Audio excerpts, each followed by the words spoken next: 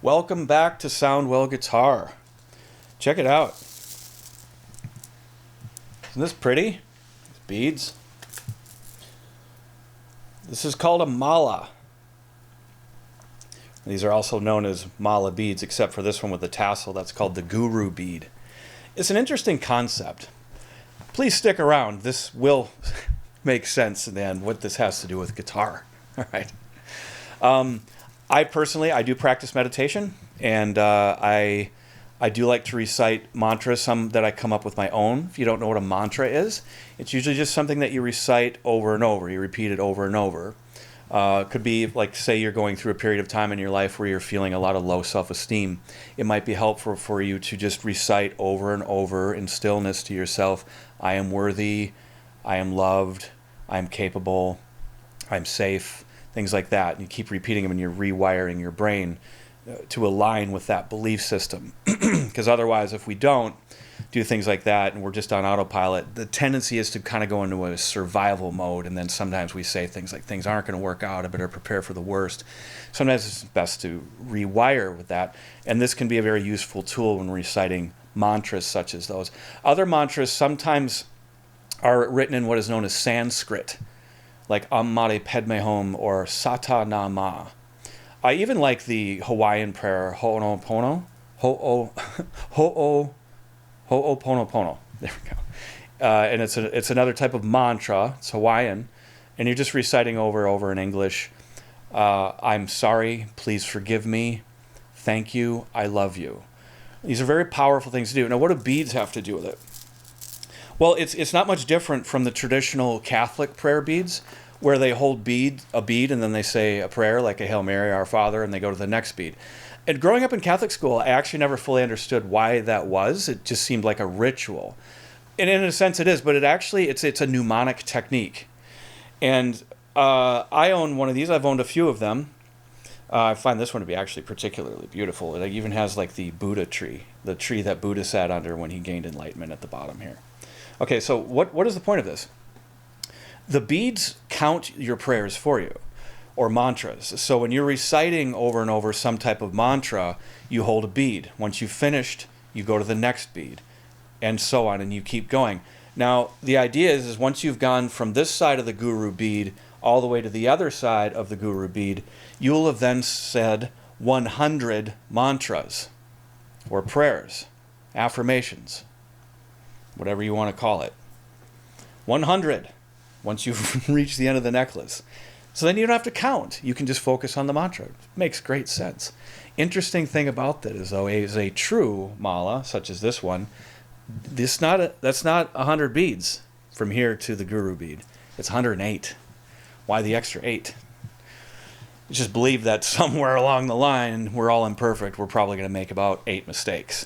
So you can go through all 108 beads and at the end say with full confidence, I did 100 of the mantra.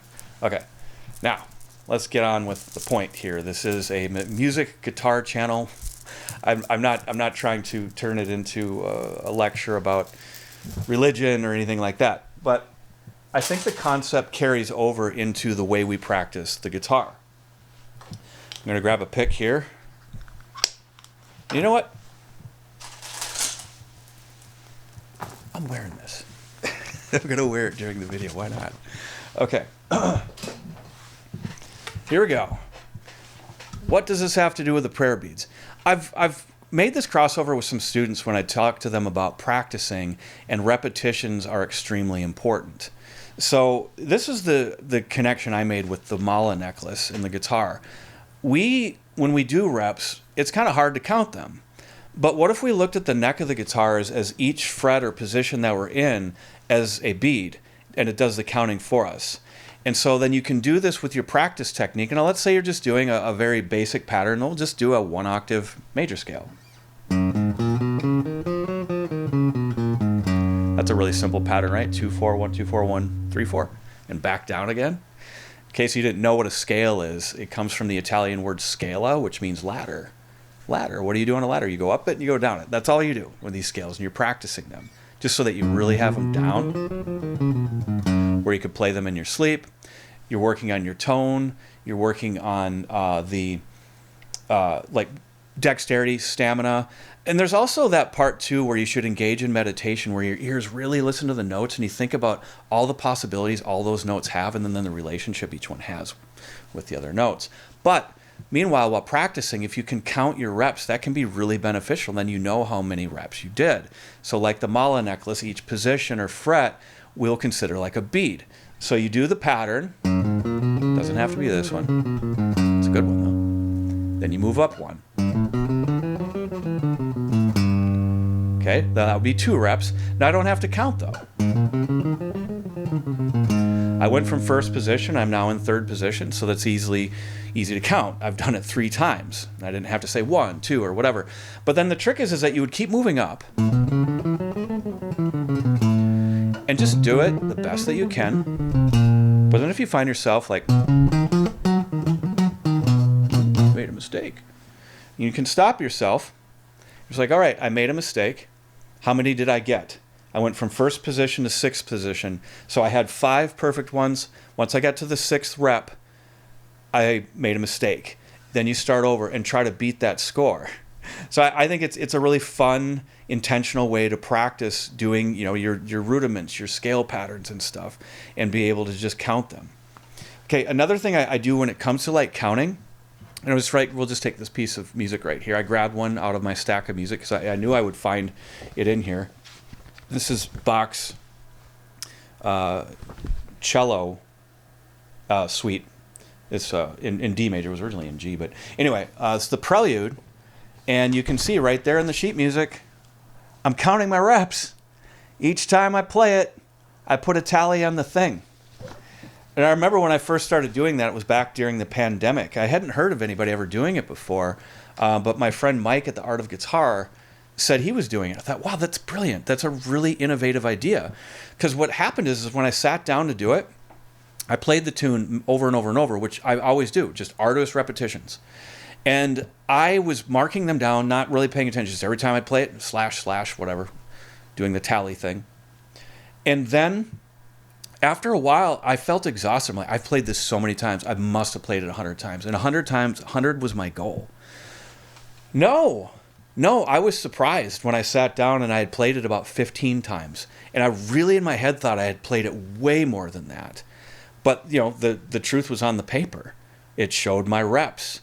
Like, I've only done it 15 times. Well, I got some more reps to do.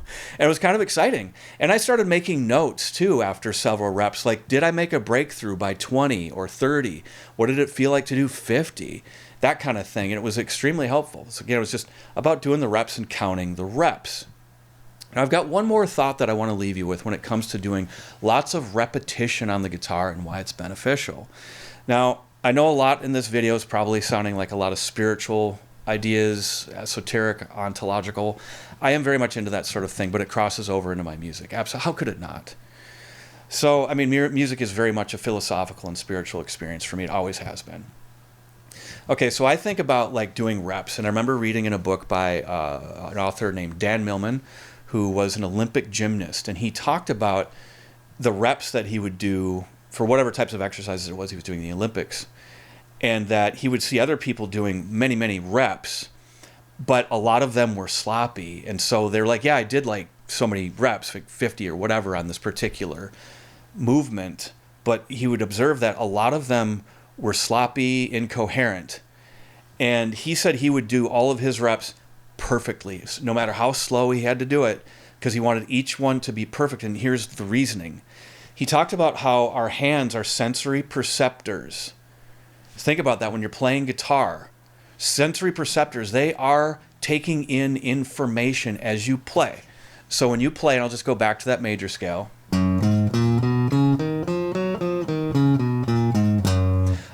By playing that very robotically and decisively, my sensory perceptors, my hand, sent very clear information to my left brain.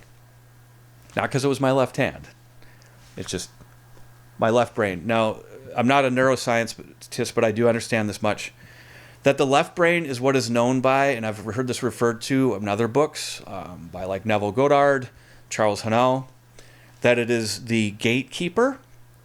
And by gatekeeper, it means it's like it stands on guard at the gate and does not let information pass through until it's absolutely sure that it is correct, or at least it should be. When we're on autopilot, then we've kind of, the gatekeeper's asleep.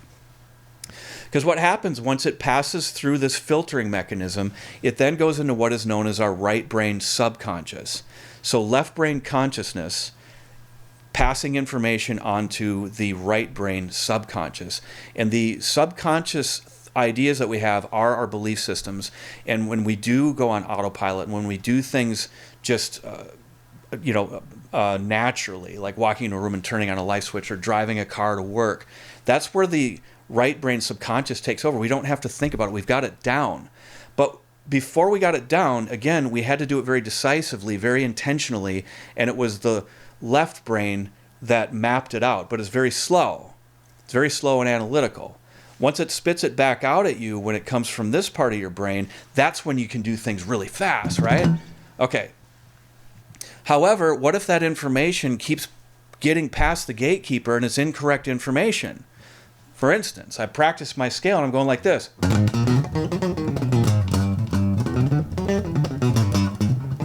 Trying to play it as fast as I can. The notes are incoherent, clear, not musical. Some of them not even legible. And then you're allowing that to continue. You've heard the term practice makes perfect, right? No, it doesn't. It makes habit. Practice makes habit. So remember, when you're practicing, play it as perfect as you can, and usually that's just going to mean you got to really slow it down. As boring as that may sound, that's how it's done. Also, keeping time. See, I'm bobbing my head. You can't see my foot, but that's tapping too, so that I really have the notes quantized to a beat, because that's how all music is generally played, is it is quantized to a beat. If you can't set it to a beat, then usually it ceases to be music. All right, so I hope that all made sense, and I hope you found that educational. I can't emphasize enough that, like, if you're practicing like this,